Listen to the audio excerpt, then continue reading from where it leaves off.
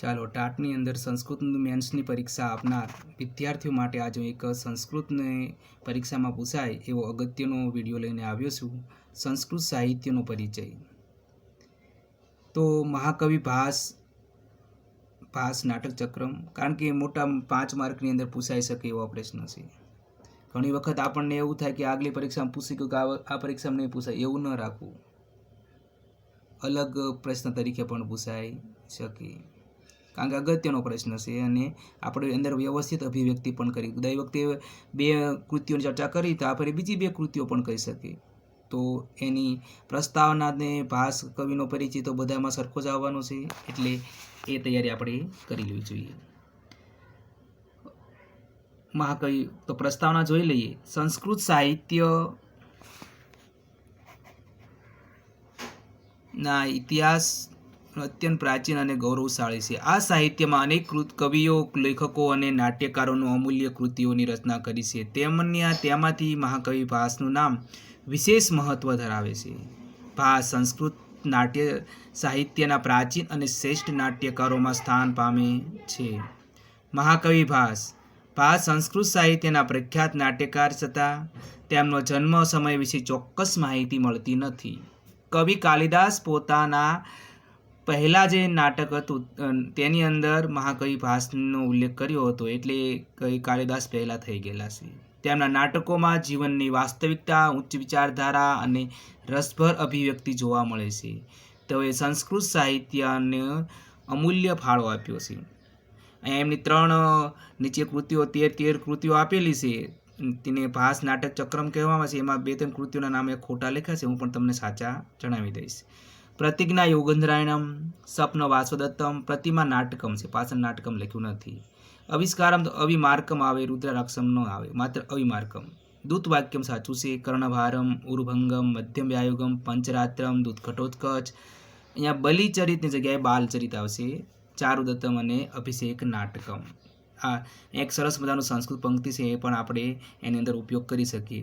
સંસ્કૃત નામદેવ ભાષા જ્ઞાન સર્વ ભાષામ ભાષ્ય નાટકાની અજરા અમરા ચ.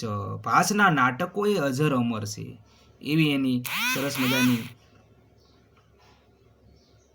ભાસની, એટલે કે આપણે એ દ્વારા અહીંયા આપેલા જે સરસ મજાનો એક શ્લોક છે, એ દ્વારા ભાસની પ્રશંસી, એટલે કે ભાસની પ્રશંસા કરવામાં આવેલી છે. હવે આપણે ભાસ નાટક ચક્રમ વિશે થોડીક માહિતી મેળવી લઈએ. પ્રસ્તાવના. તો એ તમારી માટે સરસ મજાના અલગ અલગ રંગીન પેનનો ઉપયોગથી બનાવેલું સરસ મજાની કૃતિ છે, એ તમારી સમક્ષ રજૂ કરું છું. સંસ્કૃત સાહિત્યના અતિ પ્રાચીન અને શ્રેષ્ઠ નાટ્યકારોમાં એક છે. તેમણે પોતાના પ્રથમ પ્રતિજ્ઞા યોગેન્દ્રાયણમમાં પોતાનું નામ આપ્યું હોવાથી તેમના નામની જાણ થઈ જાય છે. ભાસના જીવન વિશે ચોક્કસ માહિતી ઉપલબ્ધ નથી, પરંતુ તેમના નાટકોમાંથી તેમની વિદ્વતા, કલ્પના શક્તિ અને માનવ સ્વભાવના ઊંડા અભ્યાસનો પરિચય મળે છે. ભાસની કૃતિઓ લાંબા સમય સુધી લુપ્ત રહી હતી. ઈસવીસન 1912માં ઉપાધ્યાય શ્રી ગણપતિ શાસ્ત્રીએ કેરળમાં તાડપત્રોમાંથી ભાસના 13, એટલે અહીંયા મલયાલમ ભાષા આવશે, 13 નાટકો શોધી કાઢ્યા હતા. કેરળમાં છે, પણ ત્યાં એક ભાષાનું નામ ભૂલી ગયા છે, મલયાલમ ભાષામાં મળ્યા હતા. ભાસ નાટક ચક્ર નામથી પ્રસિદ્ધ છે. ત્યારથી ભાસની સંસ્કૃત સાહિત્યમાં વિશિષ્ટ સ્થાન પ્રાપ્ત થયું. ભાસના નાટકોમાં મહાભારત, રામાયણ, ઉદયન કથા, લોકકથા અને કૃષ્ણચરિત્ર જેવા વિવિધ વિષયોનું સુંદર નિરૂપણ જોવા મળે છે. તેમની ભાષા સરળ, પ્રાસાદિક અને અસરકારક છે. પાત્ર ચરિત્ર જીવંત, ભાવરસ અને માનવ સહજ છે. કરુણ, વીર અને શૃંગાર જેવા રસોનું તેમણે સફળતાપૂર્વક નિરૂપણ કર્યું છે. ભાસની કૃતિઓ જોઈ લઈએ. ભાસની કુલ 13 કૃતિઓ ઉપલબ્ધ છે. તે નીચે મુજબ એનું વર્ગીકરણ કરવામાં આવેલું છે. અહીંયા બધી સાચી જ કૃતિઓ આપી છે. મહાભારતના કથાનક પર આધારિત 6 કૃતિઓ છે. દૂત વાક્યમ, જેની અંદર શ્રી કૃષ્ણ ભગવાન દૂત બની એકાંકી છે, દૂત બનીને કૌરવની સભામાં જાય છે અને ત્યાં એટલે કે કૌરવો સાથે યુદ્ધ ન કરવામાં ન થાય અને જે જમીન હતી એટલે કે અડધું રાજ્ય એમને આપવામાં આવે એ વિશેની ચર્ચા થાય છે. જ્યારે દુર્યોધન માનતો નથી, ભગવાન સુદર્શન ચક્ર ધારણ કરે છે અને છેલ્લે સમાધાન થાય છે અને તે ભગવાન ત્યાંથી પાછા આવે છે. દૂધ ઘટોત્કચ, તો એમાં ઘટોત્કચને દૂધ બનાવવામાં આવે છે અને પાછા દુર્યોધનની સભામાં મોકલે છે અને ત્યાં બંને વચ્ચેનો જે સંવાદ થાય છે એમાં દુર્યોધનની રાક્ષસી વૃત્તિ અને ઘટોત્કચની માનવ સ્વભાવની વૃત્તિ જોવા મળે છે. અહીંયા આપણને એની પોતાનું મૌલિકતા રજૂ કરી છે. ઉરુભંગમ, તેમાં એ પણ એકાંકી છે. તેની અંદર પણ જોઈએ તો ભીમ દ્વારા કૃષ્ણ ભગવાનના માનસ બળથી ઉરુ એટલે કે કેડનો ભંગ કરવામાં આવ્યો હતો. પંચરાત્રમ એટલે કે 5 રાત્રિમાં જો પાંડવોની ભાર થઈ જાય તો એમને અડધું રાજ્ય આપી દેવું, તે વિશેની માહિતી એમાં આપેલી છે. કર્ણભારમ, કર્ણને કાનરૂપમાં ભારરૂપ લાગેલા. રામાયણ ઉપર આધારિત કથાનક પર આધારિત કૃતિઓ જોઈએ તો પ્રતિમા નાટક અને અભિષેક નાટકમ.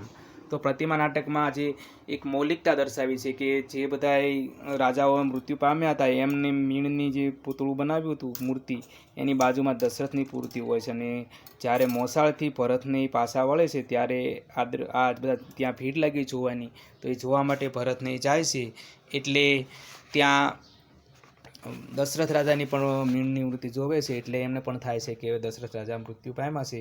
આ રીતે સમાચાર ભરતને આપવા માટેનો એક મૌલિક પ્રસંગ ઊભો કરવામાં આવ્યો હતો. અભિષેક નાટકમ, તે પાછળ આમાં બે અભિષેક, ઘણા અભિષેકો આમ તો જોઈ શકાય છે આપણે કે રામનો અભિષેક થયો હતો, આ ઉપરાંત વિભીષણનો અભિષેક થયો હતો, આ ઉપરાંત આપણે સુગ્રીવનો પણ અભિષેક થયો હતો. તો અભિષેક નાટકની વાત કરવામાં આવી છે. ઉદયન કથા ઉપર બંનેમાં બહુ તપો છે અને પ્રતિજ્ઞા યુગંધર્ણ અને સ્વપ્નવાસોદત્તમ. સપનું આવતું પહેલું એવું કૃતિ છે જે સંસ્કૃત નાટકની અંદર સપનું આવ્યું હતું, એ અહીંયા દર્શાવ્યું છે. લોકકથા પર આધારિત કૃતિઓ જોઈએ તો અવિમાર્કમ એટલે ઘેટાના સ્વરૂપમાં રાક્ષસને મારી નાખવો તેની વાત છે. અને ચારુદત્તમ, સામાજિકતા ઉપર પ્રદર્શન કરતી એકમાત્ર કૃતિ આપણે જોઈએ કે જેમાં એક સામાન્ય વ્યક્તિ, જેમાં ગણિકાઓનો ઉલ્લેખ, આવી બધી વસ્તુઓ જોવા મળતી આ કૃતિ છે ચારુદત્ત.